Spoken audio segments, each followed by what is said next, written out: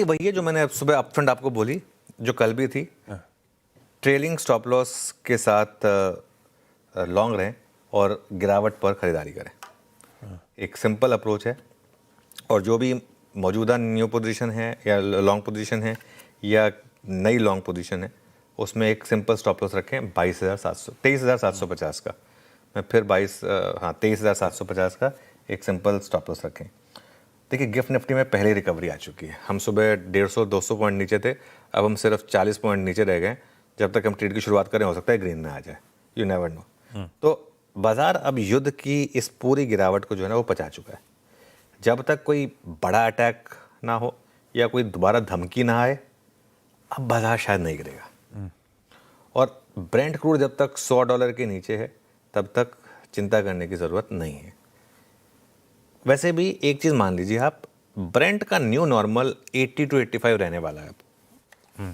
जो हमारा $60 से $65 का एक प्रीवियस नॉर्मल था, वॉर से पहले जो हम $60 से $65 के बीच में घूम रहे थे, उसमें आने में भी समय लगेगा। क्योंकि अगर मान लीजिए स्टेट पूरा खुल भी जाए, सब कुछ पूरा नॉर्मल भी हो जाए, लेकिन जो डैमेजेस हुए हैं उसकी वजह से ही जो प्रेशर आ गया, और प्लस एक फियर फैक्टर तो आ ही गया ना at the end of the day. अब तक जो बिल्कुल कुछ भी मिसिंग था उससे, तो वो रहेगा। तो एक चीज़ आप मान के चलिए कि हमारा इंपोर्ट बिल तो बढ़ेगा, है ना। मतलब हो सकता है उतना ना बढ़े जितना डर लग रहा था। 115-120 पे तो बहुत बुरी हालत हो जाती, लेकिन फिर भी 80-85 भी कोई बहुत ऐसा नहीं है कि बहुत ज़्यादा हमारे लिए बेनाइन है। तो ये तो हो गई ट्रेडिंग अप्रोच। इन्वेस्टमेंट अप्रोच क्या रखें? मेरा मानना ये है कि जो हमारा शुरू से व्यू रहा है, ये गिरावट बैंक और एनबीएफसीज में अगर आपने मिस की थी रैली, तो उसमें री एंट्री करने का अच्छा मौका था।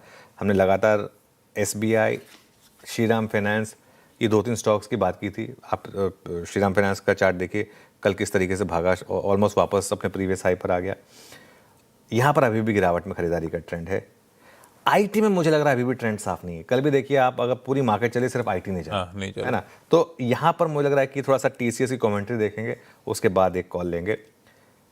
अगर तो ये वॉर वाली सिचुएशन वापस बढ़ी तो आईटी आउट परफॉर्म करेगा, लेकिन अगर वापस पूरा मामला बिनाइन हो गया तो वापस जो हमारे पुराने बैंक्स, एनबीएफसीज, ऑटो और रियल एस्टेट, आई थिंक ये पॉकेट्स हैं।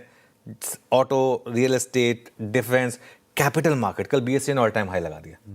अच्छा, चार्ट्स की पावर देखिए। परसों तो मैं नहीं पता था कि ये वॉर खत्म हो जाएगी, कुछ हो जाएगा। परसों हमने कैपिटल मार्केट इंडेक्स और बीएसई लिए थे चार्ट जीपीटी में, परसों चले वो, और उसके बाद कल और 7% के करीब का मूव आ गया। तो ये एक और रीज़न है कि आपको चार्ट जीपीटी देखना चाहिए, क्योंकि इसमें काफ़ी मेहनत करते हैं। तो ये कुछ स्पेसिस होंगे जहाँ पर आज आप फोकस कर सकते हैं। बिल्कुल ठीक।